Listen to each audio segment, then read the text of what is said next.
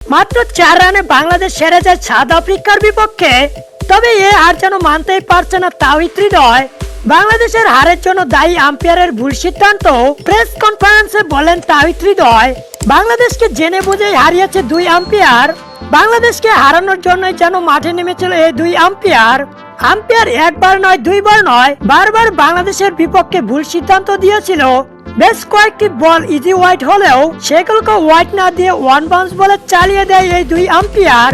Leg স্টাম্পের অনেক বাইরের বলে মাহমুদুল্লাহকে এলবিডব্লিউ আউট দেয়। তবে মাহমুদুল্লাহ রিভিউ নিয়ে বেঁচে যায়।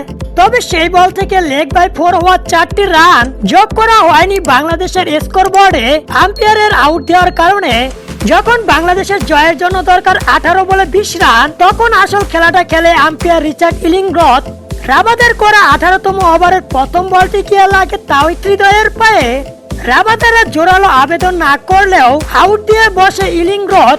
আম্পায়ার যেন আগে থেকেই ভেবেছিল পায়ে লাগলেই আউট দিবে, সেটা কোথায় লাগে লাগুক, তাওহিদ হৃদয় রিভিউ নিলে বাঁচতে পারে না।